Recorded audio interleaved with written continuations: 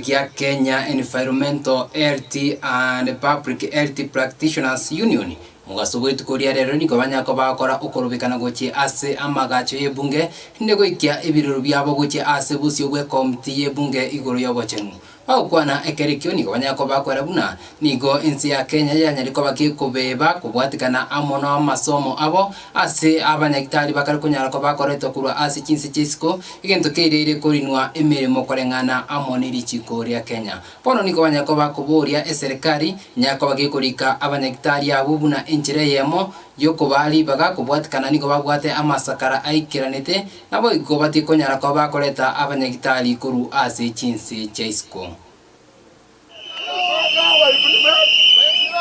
Prevention is better than cure. Prevention is better than cure. Solidarity forever. Solidarity forever. Members of the Fourth Estate, my name is Brown Ashira.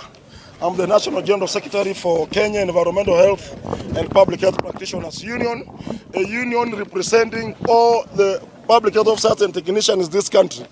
And today is a public health holiday. Why is it a public health holiday? Is that all public health officers in this country, we are marching peacefully to demand that all PHOs in this country be employed. Yes. The last time this country employed public health officers and technicians was in 2013. Hey. See the devolution.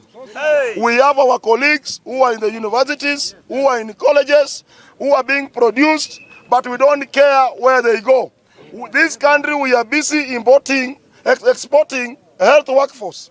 That's the thing that we are saying it should come to an end. Yes. So that is our number one. We should ensure that they employ PHOs. Number two, employment. Tumekuwa na discrimination over payment of interns. Yes.